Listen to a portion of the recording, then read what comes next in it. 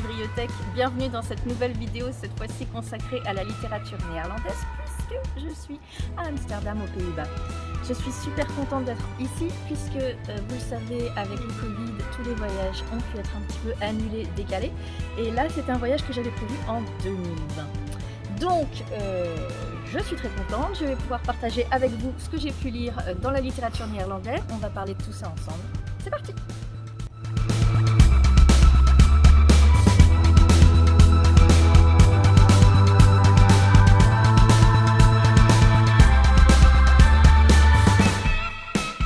Et oui, on est de retour chez moi, encore une fois, parce que figurez-vous que pendant ces 3 jours et demi où j'étais à Amsterdam, j'ai à peine eu le temps de filmer. C'était vraiment plutôt un petit voyage pour découvrir la ville et surtout enfin sortir des frontières connues de la France et des États-Unis. Nous allons encore une fois parler de la littérature néerlandaise chez moi. Mais nous sommes bien entourés, j'ai plein de coussins, tout va bien. Et puis regardez ce que j'ai trouvé. Ce qui est assez drôle, c'est que je suis allée au musée Van Gogh. Et bien évidemment, j'ai eu l'opportunité de voir cette œuvre qui était sur la couverture de Golden Holocaust de Robert Proctor, que j'ai lu en plusieurs années, etc., sur l'impact de la cigarette et surtout sur le lobby de la cigarette. Et ben, j'ai pas pu m'en empêcher, j'ai acheté une réplique et je sais pas ce que je vais en faire. Et je vous raconte pas à quel point Jules était désespéré quand il a vu ça et il a dit « tu le mets où tu veux, mais hors de ma vue ». Voilà.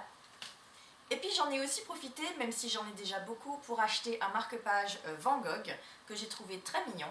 Bien, venons-en aux choses sérieuses. J'avais décidé pour cette vidéo sur la littérature néerlandaise de me concentrer cette fois sur 4 auteurs. Parce que à chaque fois que je fais une vidéo sur la littérature étrangère, je lis beaucoup trop vite et surtout énormément d'auteurs et j'ai jamais le temps de terminer et ça me prend un temps fou. Et blablabla et blablabla. Et là, je m'étais dit, bon, bah, je vais m'arrêter à 4 auteurs. Et puis, quelque chose s'est produit qui s'appelait le Covid. Oui, parce que je devais faire mon voyage en 2020. Et bizarrement, comme beaucoup d'autres voyages, celui-ci a été annulé. Au départ, je m'étais dit, on essaiera pour 2021. Et ben non, c'était mort. Donc, 2022 a été la bonne année, ce qui fait 2 ans de plus pour lire des livres. Donc même si j'avais atteint 2 livres par auteur que j'avais sélectionné, donc 2 x 4, 8, et ben je me suis dit bon bah j'ai du temps supplémentaire, allons découvrir d'autres choses. Je me suis concentrée sur globalement les auteurs contemporains qui situent leurs histoires aux Pays-Bas, pas seulement à Amsterdam, mais aux Pays-Bas dans le pays, voire dans les anciennes colonies. Et alors de toutes mes lectures, ce qui est ressorti, la chose qu'on constate quand même, c'est que la littérature néerlandaise contemporaine se base énormément sur la Deuxième Guerre mondiale et sur l'histoire de la communauté juive qui a été très grande entre le XVIe siècle et le XXe siècle jusqu'à la Shoah en fait. Et on a vraiment l'impression que ce pays, qui était tout proche de l'Allemagne bien sûr et qui a été énormément impacté, a été comme beaucoup d'autres mais vraiment marqué et meurtri par l'invasion nazie.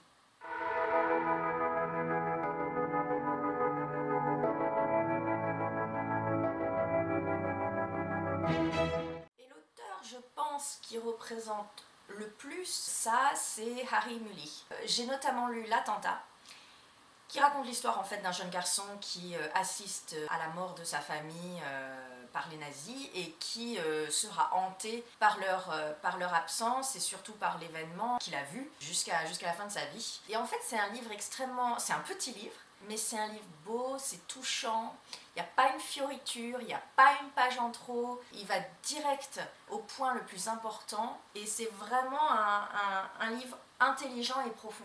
À mes heures perdues, après, grâce au Covid, j'ai également lu Siegfried, une idylle noire. Alors ça, en fait, c'est l'histoire d'un auteur qui apprend que Hitler aurait eu un enfant, qu'il aurait fait exécuter. C'est pour ça que l'histoire n'aurait jamais su que Hitler avait un enfant et donc un héritier. Et du coup, tout ça amène l'auteur à se poser la question, qu'est-ce qui fait qu'un homme devient un monstre? Et c'est là qu'on remarque encore une fois l'empreinte indélébile de la Seconde Guerre mondiale sur la littérature, parce qu'on en vient à faire une fiction qui pourrait être possible, une espèce de théorie un peu complotiste certes, mais qui finalement a des bases valables. Et là, c'est là que j'ai lu La Découverte du ciel. Un roman monstrueux, énorme. Et bon, je vous fais un pitch de base, mais ça va être un peu compliqué à suivre, parce que pour moi ça a été quand même très compliqué à suivre. C'est l'histoire d'Ange en fait, qui essaie d'organiser la naissance de l'enfant ou de l'être humain qui va en fait ramener les tables de la loi au ciel.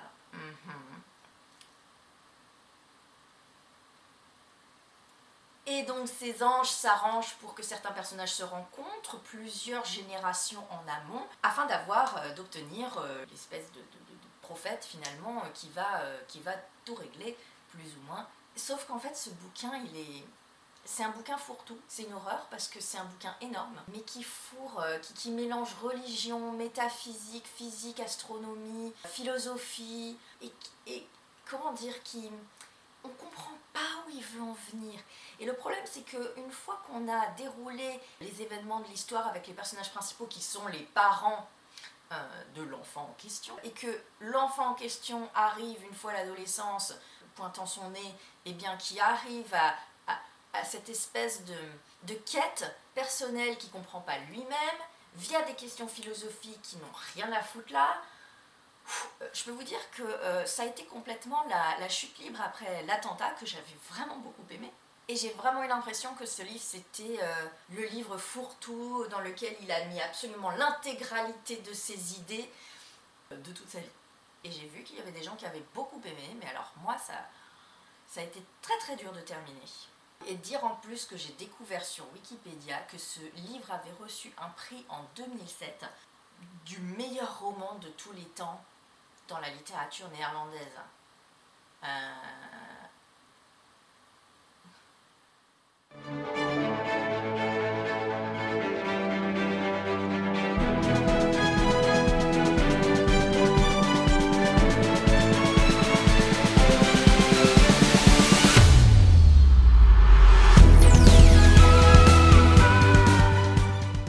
La deuxième auteure que j'avais décidé de découvrir, c'était Hella Hasse. Pardonnez-moi mon accent si je ne le prononce pas bien. Alors elle est extrêmement connue et reconnue dans son pays. Elle a reçu des prix littéraires à l'appel. Et puis elle a beaucoup écrit sur les Indes coloniales. C'est surtout pour ça, sur le côté historique, qu'elle est connue. Le premier livre que j'ai lu d'elle, à savoir Les Seigneurs du Thé, c'est l'histoire d'une famille qui revient à Batavia dans l'espoir de relancer l'affaire familiale de cultivation de thé. Le garçon de la famille va se faire sa carrière tout seul. Et donc, dans ce récit, on en profite pour voir un peu les us et coutumes de l'époque avec la colonisation. Ce roman était intéressant, effectivement, pour le côté historique, parce qu'on découvre un peu comment, finalement, les Européens envahisseurs du reste de la planète se comportaient dans les colonies. On voit les intérêts de la création d'une entreprise dans des terres un peu inconnues, pas sauvages, mais difficiles à appréhender, etc. Donc ça, c'était une bonne lecture.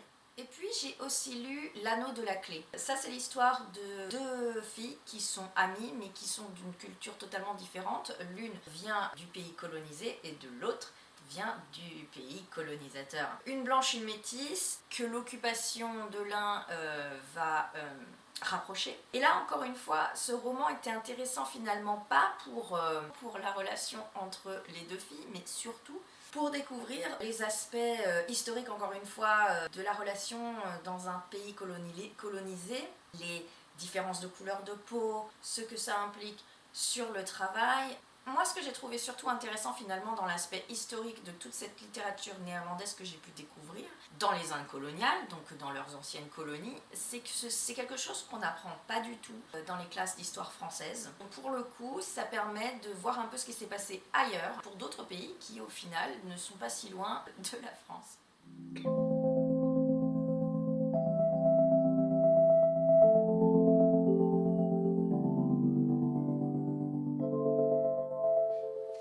J'en viens ensuite Hermann Koch, qui lui est extrêmement connu surtout pour son roman intitulé Le Dîner. Ça a fait énormément de bruit quand c'est sorti ce truc. Il a aussi remporté certains prix néerlandais de littérature. En France, il est traduit, mais pas pour tous ses ouvrages. Finalement, la notoriété en France ne s'est développée que grâce au prix autour de certains ouvrages, alors qu'il a été beaucoup plus prolifique que ce qui est disponible dans notre langue.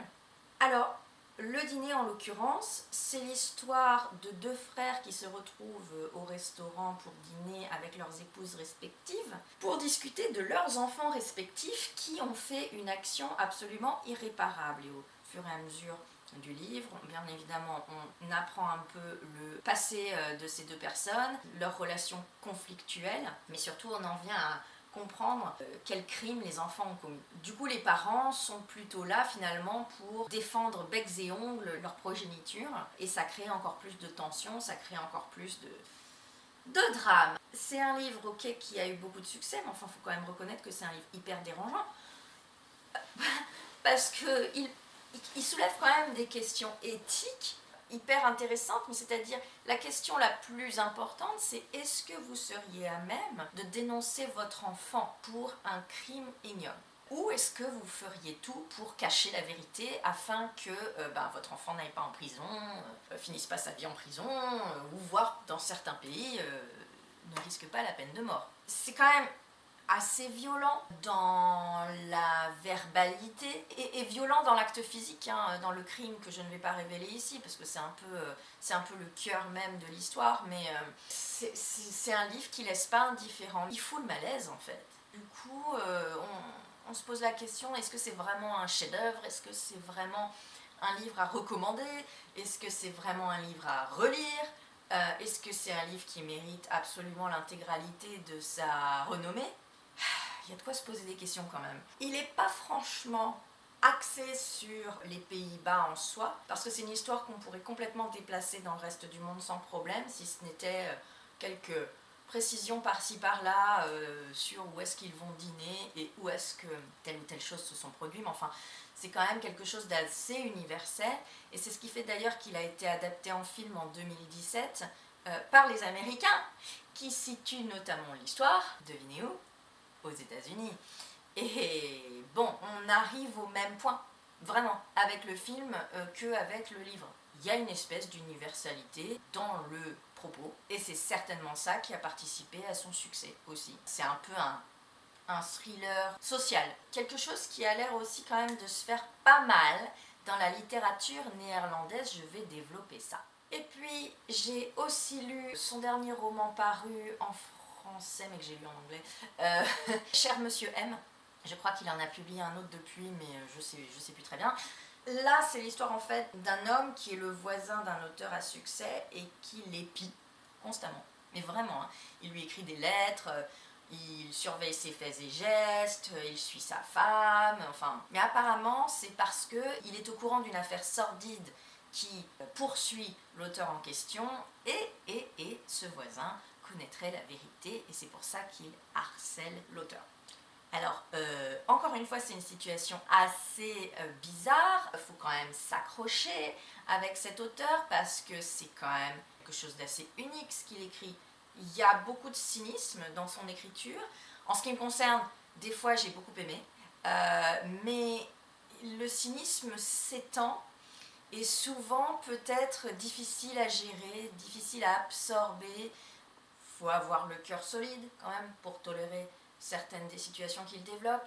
Ça reste quand même un auteur un peu à part.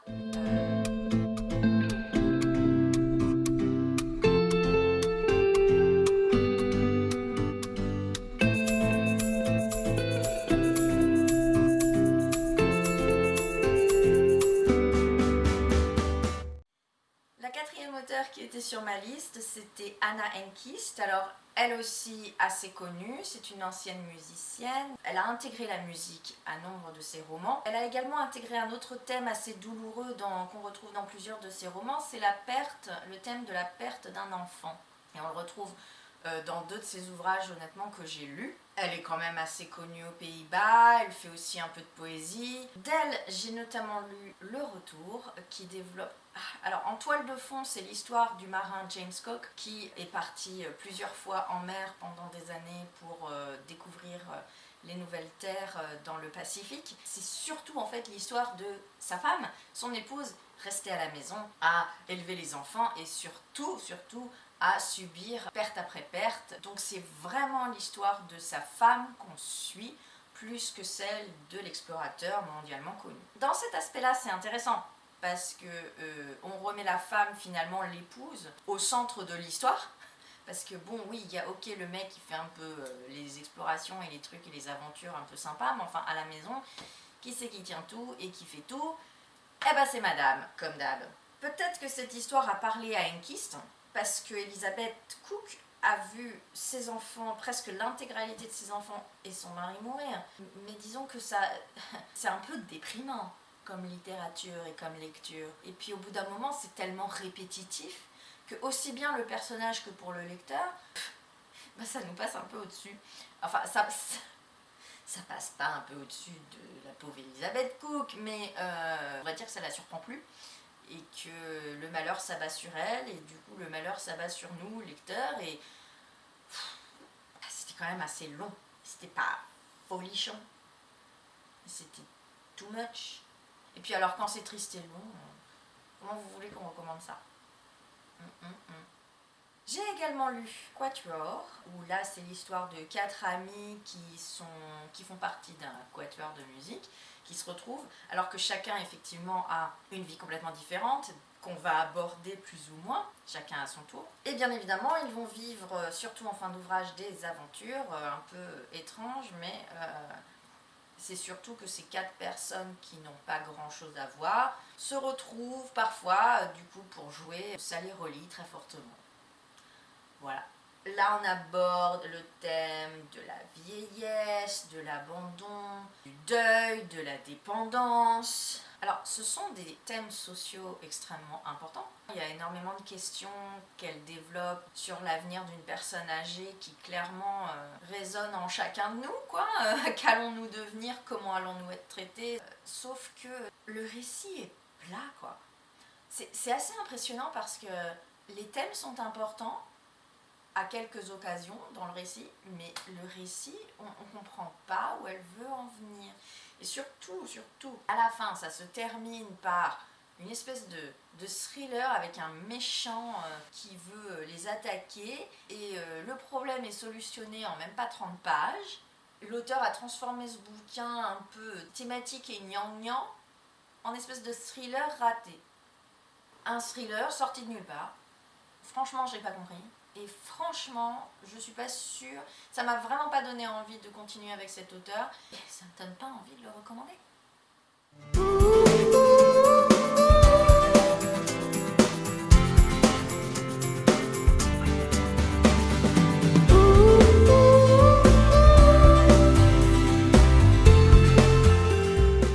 Alors, on ne présente plus Anne Frank, cette petite fille qui a été emportée dans les camps de la mort par les nazis et qui avait écrit son journal quand elle avait 13 ans. Journal que son papa, seul rescapé, publiera en fait à son retour des camps. C'est la première fois que je le lisais. Souvent on le fait lire aux élèves de collège pour aborder la Deuxième Guerre mondiale, la Shoah, etc. Et moi j'étais toujours passée au travers, je sais pas comment, malgré mes amis qui me disaient si moi je l'ai lu. Bon, ok. Donc je l'ai lu à l'âge que j'ai aujourd'hui, et je dois avouer que c'est pas du tout un ouvrage pour les adultes qui ont bien entamé leur vie quand même et qui ont déjà beaucoup d'expérience dans de nombreux domaines. Je comprends qu'on donne cet ouvrage à des adolescents, puisque dans ce journal, la petite Anne Frank développe ses découvertes des sentiments, l'anatomie qui change, voilà, les pensées envers les garçons qui se développent un peu bizarrement, vous savez, les hormones qui commencent à bouillir, et du coup on se retrouve avec un paquet de considérations qu'un adulte peut pas supporter. C'est une jeune adolescente qui est finalement presque insupportable, qui s'énerve facilement. C'est terrible parce que ça m'a rappelé un peu comment moi j'ai pu être à l'époque. Mais je me serais détestée, je pense. mais vraiment, pour un adulte, c'est dur. Parce que quand on ouvre le journal d'Anne Frank, honnêtement, c'est la sensation que j'avais en l'ouvrant moi. Je m'attendais à beaucoup plus d'informations historiques, à potentiellement voir plus de peur, d'appréhension. On se cache, on fait ci, on fait ça. Alors que c'est beaucoup plus sur l'organisation de cette vie avec plusieurs pensionnaires dans un endroit confiné. Et donc avec ses pensées personnelles qui sont beaucoup axées sur les pensées juvéniles d'une gamine de 13 ans. Enfin, oui, à certains moments, on a des petites informations genre « Oh, papa a allumé la radio et on entend que la route pas loin a été prise d'assaut, blablabla, que tout le monde a été embarqué. » Et ils sont pas nombreux, ces moments-là. Clairement, je pense que c'est le genre de bouquin qu'on peut donner à son adolescent ou son préadolescent pour commencer à aborder la Deuxième Guerre mondiale. Mais il y a nettement plus intéressant pour des adultes qui veulent se renseigner sur cette période de l'histoire. Point.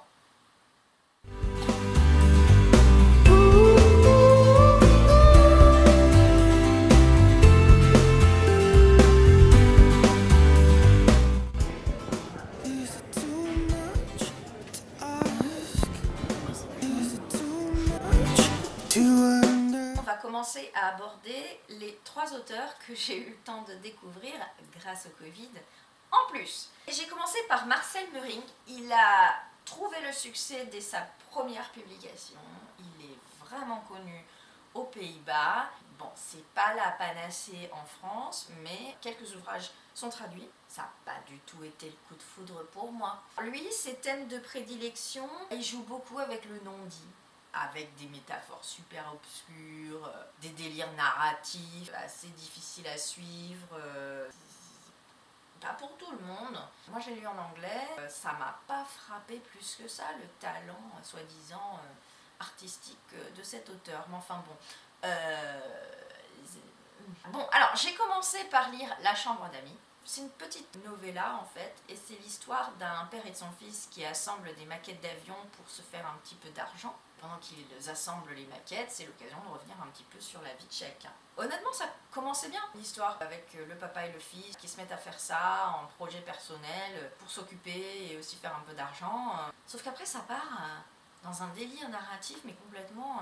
L'enfant en question, qui a, je sais plus, une douzaine d'années, peut-être 13 ans, se met à avoir des qualités dignes d'un adulte, on le laisse cuisiner dans un restaurant et faire le chef et faire bien mieux que tout le monde évidemment. Bon, what the F. Rien que ce fait là, ça apporte un côté fantaisiste et fantasmatique à la chose et je suis pas sûre d'avoir compris le pourquoi du comment et la nécessité d'intégrer ça au récit.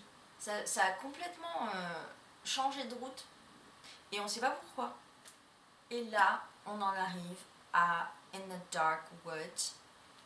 C'est l'histoire d'un homme qui est en voiture, il a un accident et puis en se réveillant, il est confronté à une espèce de personnage un peu énigmatique qu'on suppute être un ange qui l'emmène à travers toute la ville pour revenir un peu sur la construction de la ville et puis sur lui aussi parce que quand il était plus jeune, il s'est caché pendant la Deuxième Guerre mondiale et quand ça s'est terminé, il est sorti un peu de son bunker et a découvert que toute sa famille avait disparu. Ding, ça vous rappelle pas d'autre chose? Et à partir de là, même s'il a beaucoup de succès financier et qu'il participe à la reconstruction de sa ville, il n'est pas heureux. Cette personne se voit emmenée à travers la ville pendant des moments de sa vie. Ça fait, ça fait un peu Dickensien avec le chant de Noël. Mais là où c'est hyper compliqué à suivre, c'est que c'est un roman qui est basé sur Dante et son enfer. Vous savez, à plusieurs niveaux. Alors, si on n'est pas familier de cet ouvrage et de cette histoire, alors là, on peut aller se brosser pour arriver à suivre les strates de l'histoire parce que rien ne fera sens. Alors que l'auteur insère une typographie particulière qui est censée nous indiquer un peu à quel niveau on en est. Et franchement, il m'a tellement perdu ce bouquin que, pour ma part, je l'ai arrêté à presque 60%. Je me rappelle plus, c'était plus possible. J'avançais dans les pages, et je voyais que ça ne menait nulle part. Mais vraiment, hein, Le problème, c'est que c'est un bouquin hyper répétitif, lassant au possible, frustrant. Les personnages sont super loin d'être attachants. Il y a des textes pastiches, mais alors des fois on s'en aperçoit, des fois on s'en aperçoit pas, et le plus généralement on s'en aperçoit pas parce qu'on n'a pas les références. Le pastiche que j'ai reconnu, c'est parce que j'avais lu Ulysse de James Joyce quelques années auparavant, en 2020. Qui lit Ulysse de James Joyce? Donc allez chercher la référence, sérieux. C'est dommage parce que l'écriture est assez incisive, bien rythmée. Au début c'était agréable à lire, mais encore une fois c'est parti dans un truc que personnellement j'ai pas réussi à suivre. On va parler maintenant de Saskia Noort, qui a énormément de succès aux Pays-Bas. Elle a trouvé le succès dès sa première publication, absolument, apparemment tous les critiques adoraient son travail, sauf qu'avec le temps ça s'est délité, même si le public continue à plébisciter ses ouvrages. Comme elle écrit des thrillers, et que rappelez-vous, moi et les thrillers ça fait un peu 54 000, ça partait déjà mal. Le seul et unique roman que j'ai lu, parce que j'ai pas pu en lire plus, tellement moi, dès son premier roman, tout pourri, j'ai vu que c'était tout pourri, alors qu'il y en a qui ont dit qu'avec le temps ça devenait d'une nouvelle vacuité, si je cite Wikipédia. Moi la vacuité je l'ai trouvée dès le premier roman qu'elle a publié. Moi j'ai lu Retour vers la côte, où c'est l'histoire d'une nana qui est mère célibataire, qui se retrouve enceinte et qui décide d'avorter. Devinez quoi, j'ai lu ce truc pile pendant Roe vs Wade qui a été renversé aux États-Unis, donc c'était un peu d'actualité spéciale, space bizarre, etc. Et alors une fois qu'elle se fait avorter, elle reçoit des menaces, elle ne sait pas de qui, mais du coup elle a peur pour sa vie, et donc elle part se réfugier dans l'ancienne maison familiale où sa sœur actuellement vit. Et bon, évidemment, avec le temps, on découvre qui est le coupable. Bien sûr, des personnes sont suspectes et suspectées tout au long du bouquin. Il n'y en a pas des masses, des personnages non plus. C'était d'une platitude, blindée de stéréotypes. On tombe dans des sujets 1000 fois rebattus. C'est une intrigue simplissime, sur un sujet certes d'actualité, mais bon, qui arrive tous les jours quand même. La solution, elle arrive et on n'est pas plus que ça complètement sur les genoux, quoi. C'était pas bien écrit, ça fait pas rêver. Alors ça, pour le coup, ça fait absolument pas rêver. Et bien voilà, ça fait au total 7 auteurs quand même que j'ai réussi à lire pour présenter cette littérature néerlandaise. Il y a d'autres noms très connus dans le territoire, notamment Cees Notteboom, bon excusez-moi pour l'accent, je fais ce que je peux, Margriet de Moor et Arnon Grunberg, qui sont tous les trois primés dans leur pays et reconnus. Si vous voulez explorer un petit peu plus cette littérature néerlandaise, je pense que ce serait vers ces noms-là qu'il faudrait aller. N'oubliez pas que je me suis concentrée sur ceux qui basent leur histoire dans les Pays-Bas ou dans les anciennes Indes coloniales. Ce qui était intéressant avec cette littérature néerlandaise, c'est qu'elle n'est pas du tout connue comme telle en France. Ça va être des noms comme ça, un peu tirés au hasard. Tout n'est pas traduit. Et s'il y a des noms très reconnus aux Pays-Bas, en France, ça va être un peu... non, je connais pas. Ils sont pas nombreux ceux qu'on connaît bien dans le pays. Il se trouve que pour moi, la littérature néerlandaise n'a pas été tout le temps un succès. On découvre encore une fois quelque chose de nouveau. Je suis bien contente d'avoir fait cet autre voyage, encore une fois. Et bien voilà, c'est la fin de cette vidéo, j'espère qu'elle vous aura plu. N'oubliez pas que vous pouvez retrouver les critiques des titres dont on a parlé aujourd'hui sur mon site internet livriothèque.free.fr. D'ici là, je vous dis à tout bientôt et on se dit à la prochaine pour de nouvelles aventures et de nouvelles littératures. Ciao!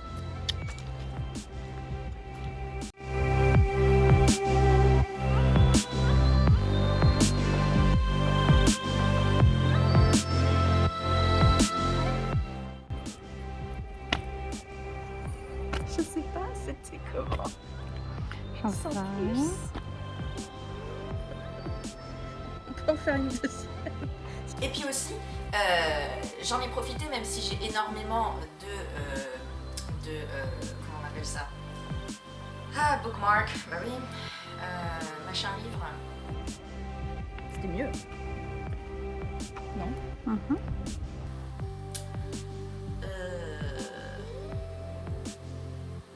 Truc de livre là, on appelle ça bookmark.